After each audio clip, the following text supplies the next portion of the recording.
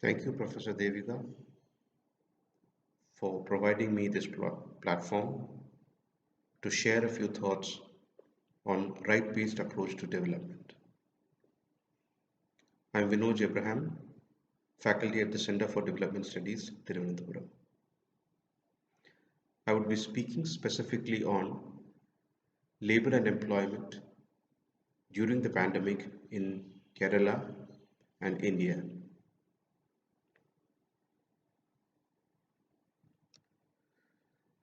Right-based approach to development is a change that is progressive, multidimensional, and relational, which is ushered in due to the guaranteed entitlements of rights of a claimant, guaranteed by a guarantor, such as the state, and implemented by a provider, such as the government or non-governmental or private organizations.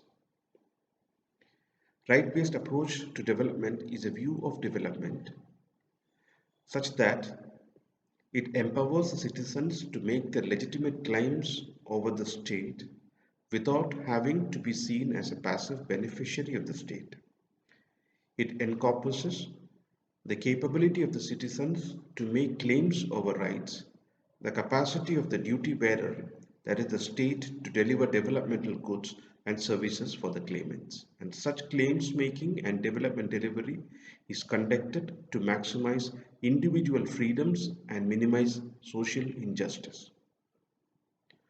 Poverty and vulnerability would drive most to forego their legitimate claims to their rights. The government would be seen as the provider of benefits during a crisis.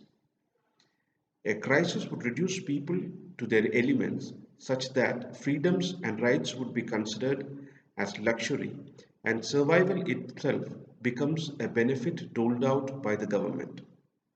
Of course, devoid of all citizenship, they would be reduced to the typical feudal relations that a feudal state feeds on.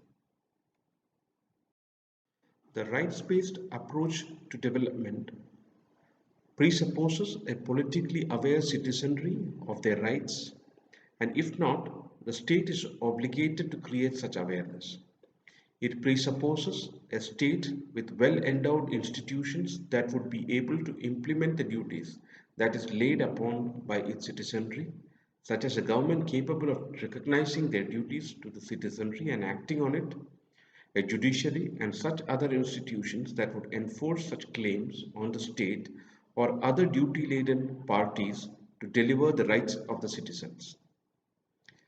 Such a view of development is radically different from the state-driven developmental approach where citizens are conceived as beneficiaries of the state benevolence and developmental programs are rolled top down, arrogating itself to assume what is good for its citizens.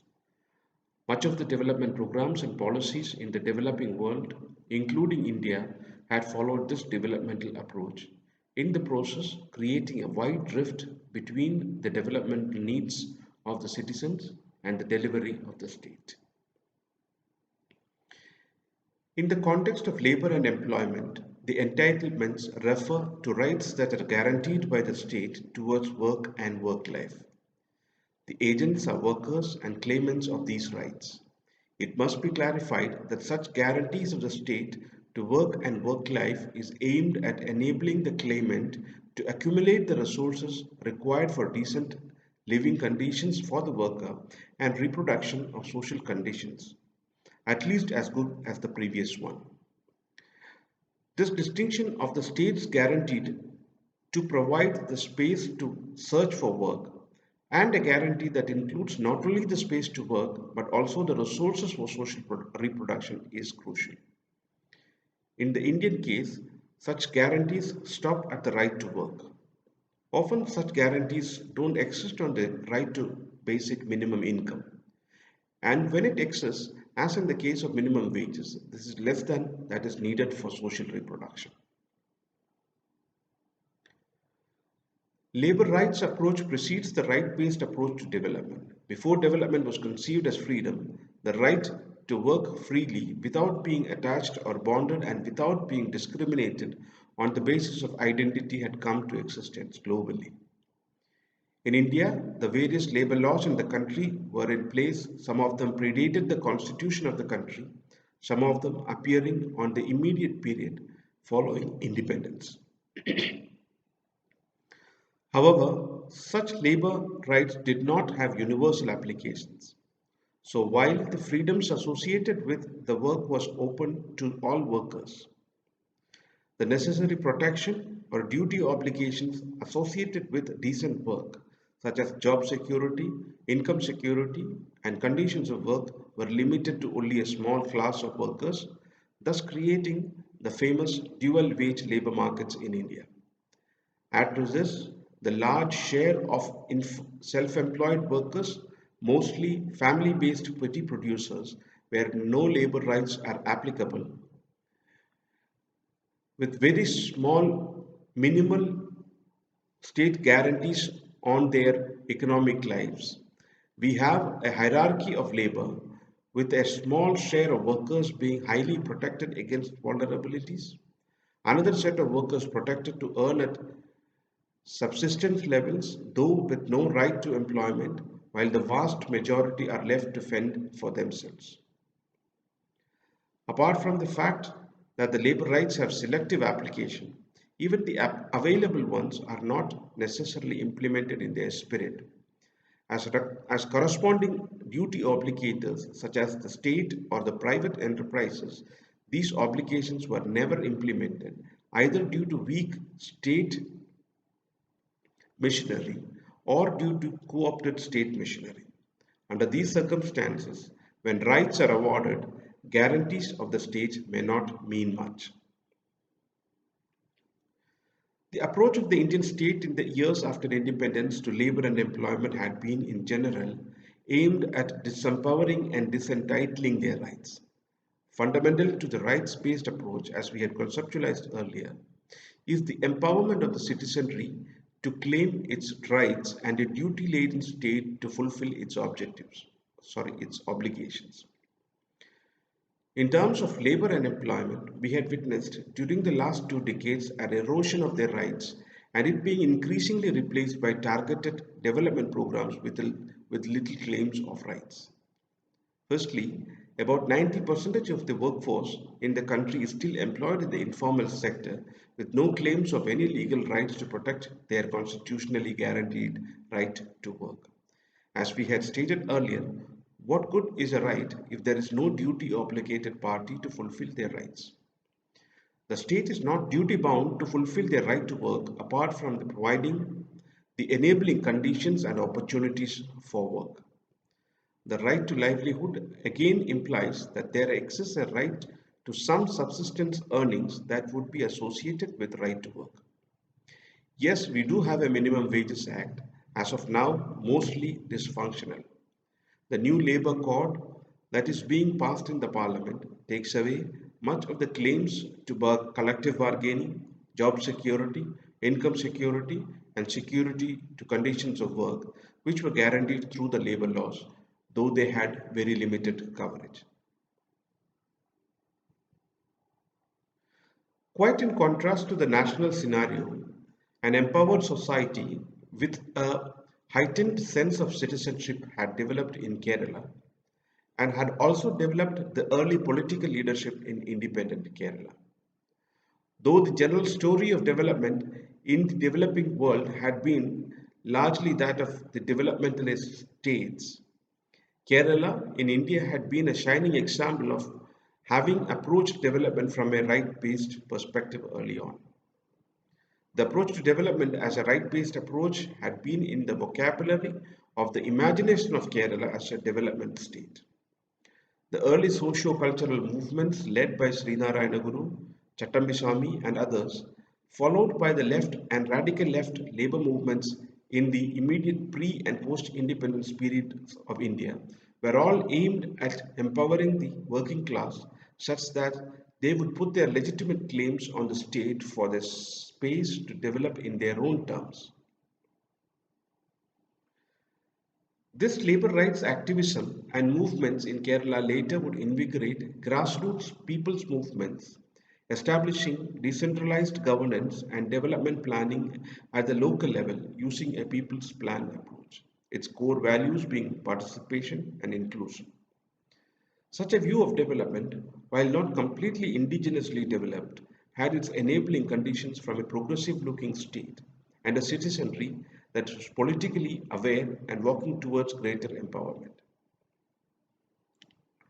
The people's movements in Kerala were able to amalgamate and propel a political leadership that safeguarded the labor rights. Moreover, efforts were carried out to instill substantive meaning to rights by organizing welfare and social security around the working class. However, even in the progressive state of Kerala, an important missing dimension of the right based approach is that of social justice. The hierarchies of labor created through caste, religion, gender, ethnicity, and other intersectionalities that existed conventionally remain more or less intact.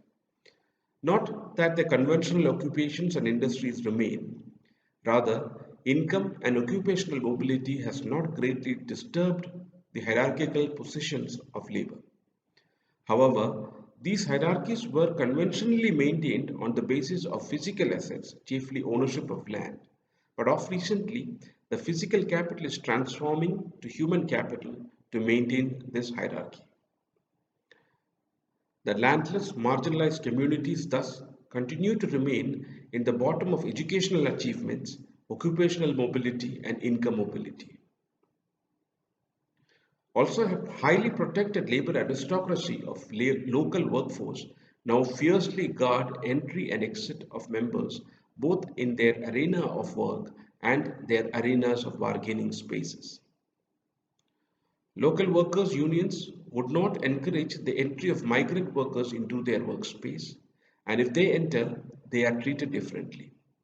Even local non unionized workers are unwelcome to these unionized spaces for bargaining, so much so that in many sectors and regions, jobs are divided among the unions themselves. Yes, this is a form of collective power of the trade unions, but then competing out other workers because they are not union members or are not local workers are also violations of right to work. Yet the state in Kerala has always seen this as a small price to pay for the big gains of collectivization. Let alone the state, the dominant labor aristocracy do not support such claims even by the excluded and the marginalized. There exists a hegemonic domination of the labor aristocracy such that the claims making of only these groups become obligatory to the state while others do not make such claims. In other words, the excluded can take part in this claims making of the dominant labor aristocracy by giving up their specific needs and instead would become beneficiaries of the labor aristocracy. So, a Dalit claim for livelihood support or a casualized or a contractualized worker's claims may not be heard by the state unless endorsed by the authorized claims makers. How did the state in India and in Kerala respond to the pandemic from the viewpoint of labor? In the case of the pandemic, we saw temporary withdrawal of entitlements and guarantees by the state. Under such circumstances, the implementing agency is not under obligation to provide any of these claims. On the other hand, any provisioning during such period would not be considered duty bound but a benevolence of the implementing agency, the government.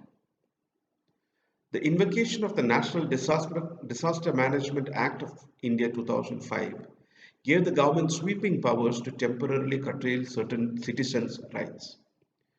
During the pandemic, the invocation of this act had curtailed fully or partially many rights. Among them, the most important was the right to work and the right towards livelihood.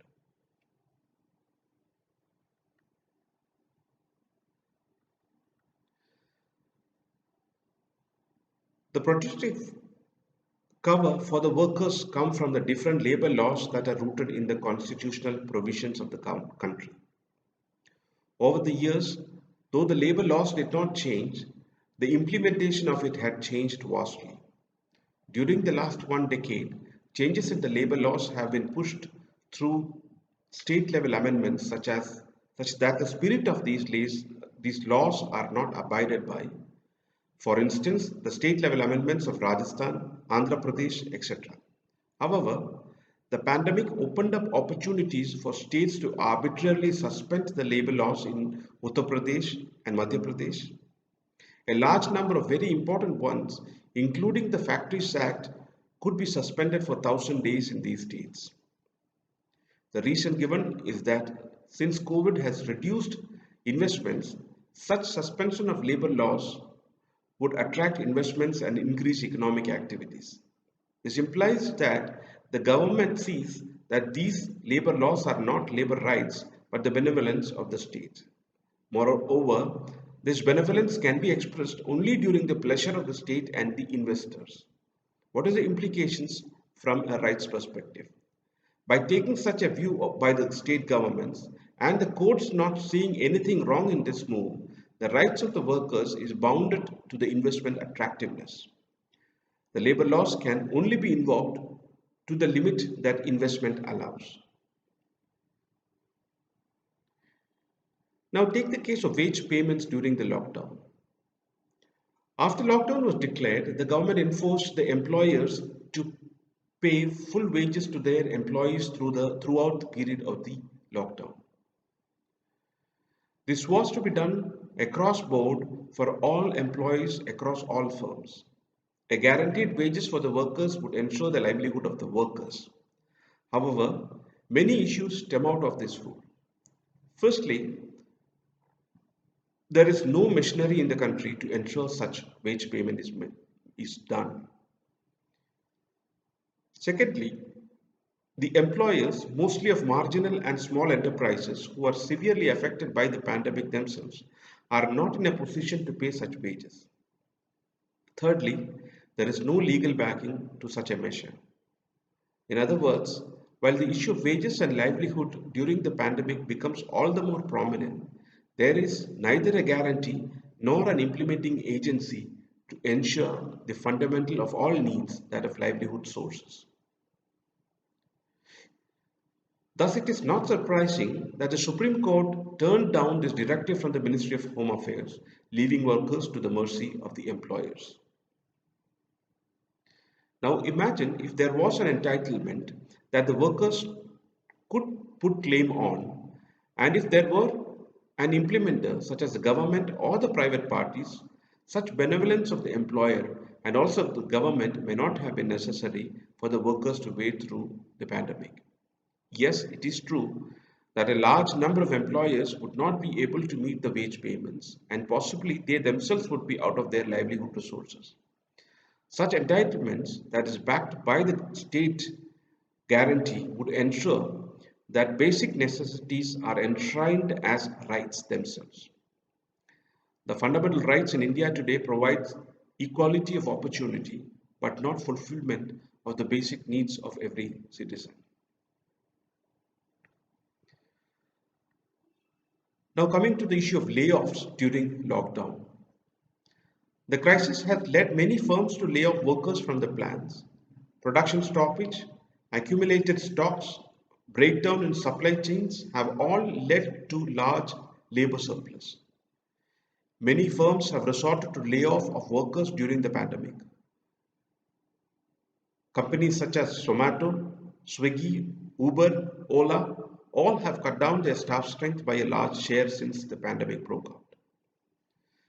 The government had appealed to not lay off workers citing moral obligations.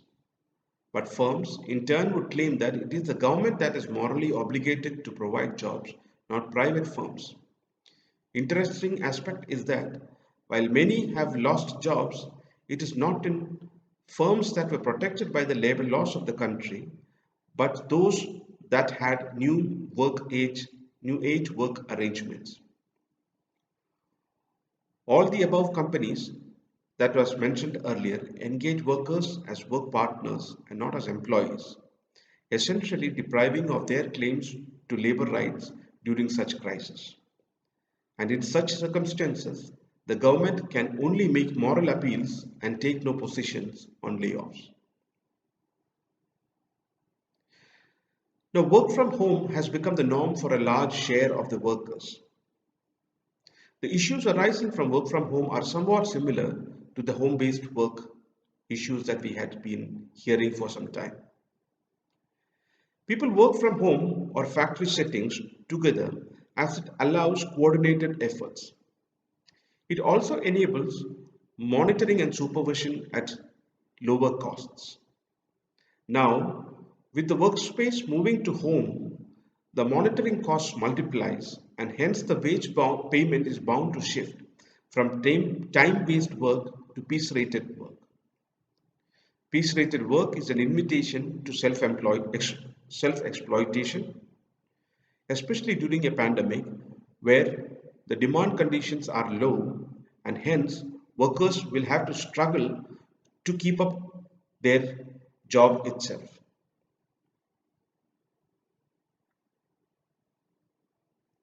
Much has been talked about the migrant workers, the issues surrounding the migrant workers. But just to bring to the fore the rights-based approach to work, we just take up the question of transportation of migrant workers that had taken a lot of news space earlier. The question of transportation of migrants became such a difficult issue, and there remained so much of uncertainty as to who would bear the cost of their transportation. It was considered as a humanitarian crisis precisely because there were no rights to press on. It was to depend on the good sense of the charity of the people. The problem with charity is not so much as it can be very case specific, but also that the beneficiary is in some sense measured and bound by the patron. This is the kind of patron-client relation that vote bank politics would like to espouse. But this is also the one that a rights-based relation that a democratic development state has to transcend. A state that enshrines rights to its citizens such that they do not have to depend on the good sense and patronization of some. The above said issues, though common to both the national and provincial governments, the Kerala state had responded by being proactive in many ways. The dilution of labor laws was opposed by the state government. During the pandemic, recognizing the fact that citizens' rights could be realized effectively only by providing them with the necessary goods and services, the government of Kerala reached out to the people through its vast network of the local self-government representatives, Kudumasri, and the volunteer corps. Their services had been instrumental in keeping the virus under check in Kerala. Kerala thus had attracted considerable media attention owing to the COVID management strategy of the state.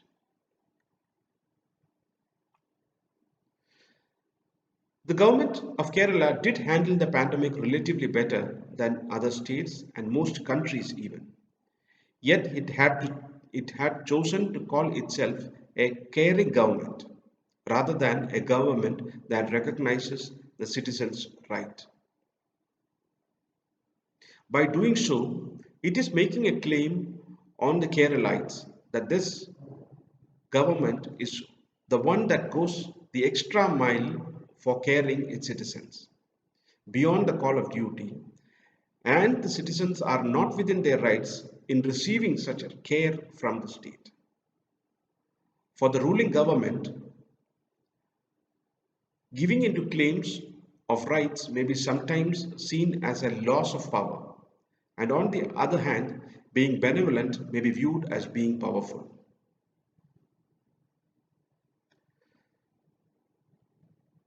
The response to the pandemic has taken away jobs, has reduced income and livelihood sources. The protection to these basic contents of work life must be the core concern of a state that is duty bound to protect the rights of the citizen. Kerala government had indeed taken measures to protect the workers through its various measures, second layoff, wage payments, etc., as mentioned earlier. However, ingrained in these measures were the graded approach to a labor hierarchy as mentioned earlier. The different types of workers, such as the regular wage employed, contractual worker, casual wage employed, self employed, migrant workers, all of them meant different worlds of work and life during the pandemic.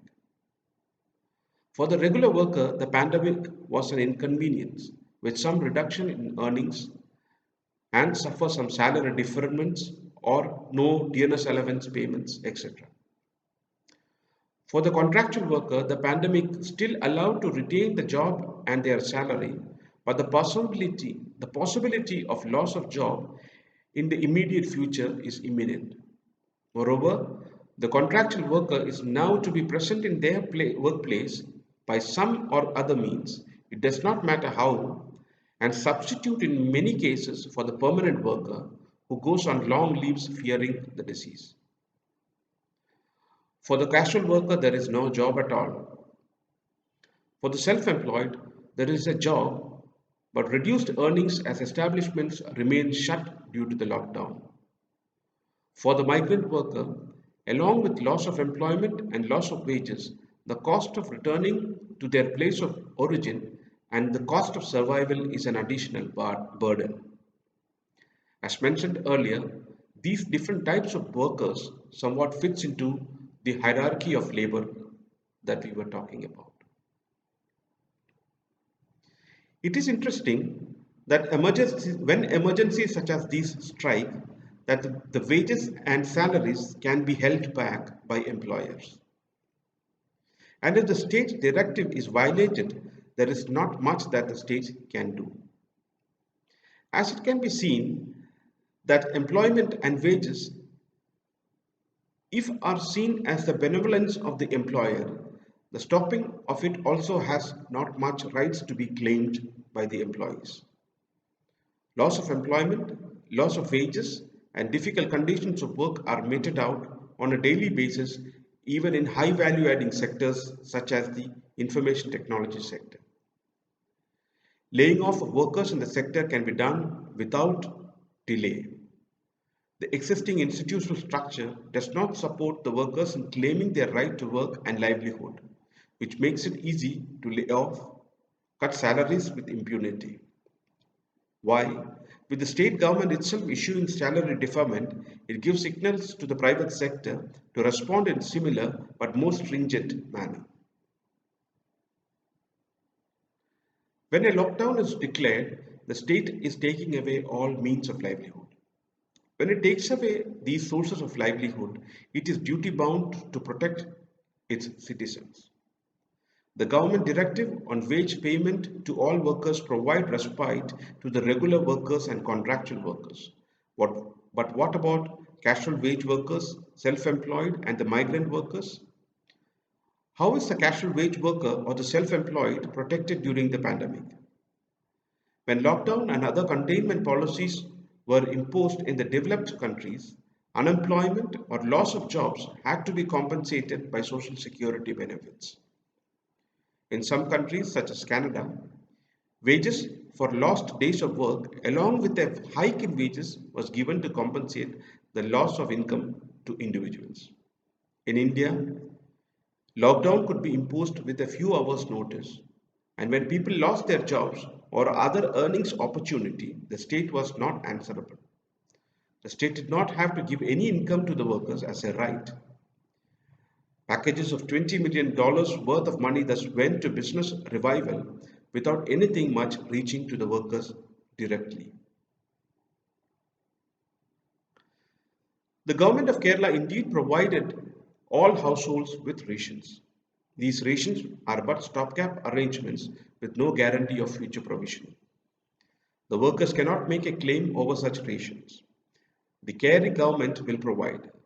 The issue is not that of the pandemic, it is a conception of rights in a society.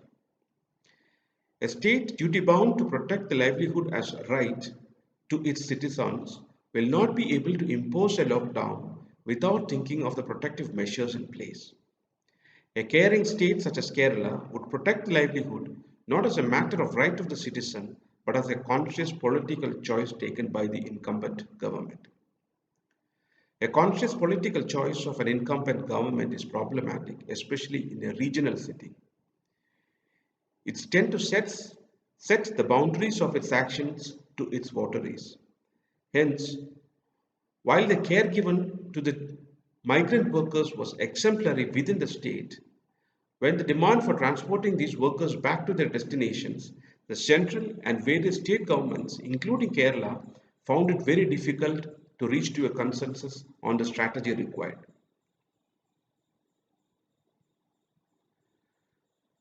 Two sets of service providers are in the front line and have become indispensable during the pandemic: the health service providers and the home delivery service providers.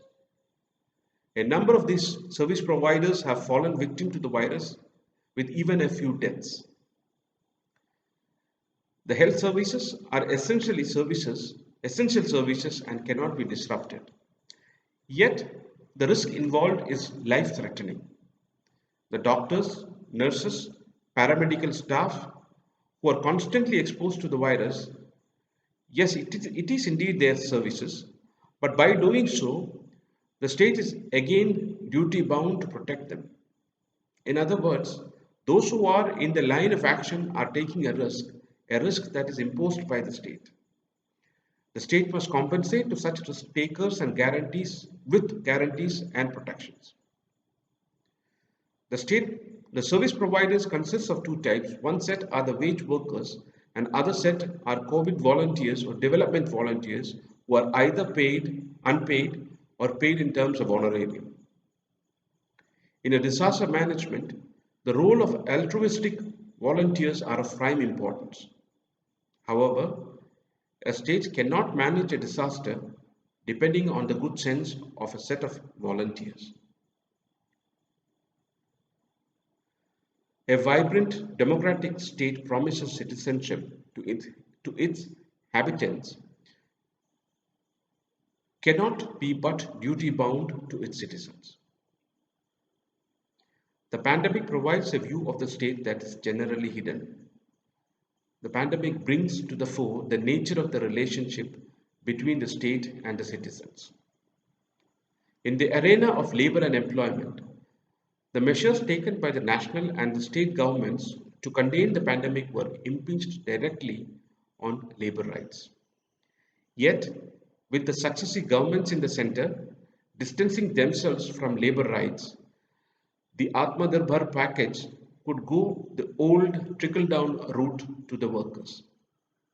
Time and again, it has been shown that trickle down doesn't work. Moreover, the trickle down route is preferred to direct cash transfer, as the onus is not on the state to reach out to the most vulnerable workers. And in Kerala, the progressive state, which had taken much more proactive measures to mitigate the consequences of the pandemic, the narrative is couched in the language of care rather than rights. The right to work and livelihood is a basic necessity that should be legitimately claimed by claimants and provided by the state. Period. Thank you very much.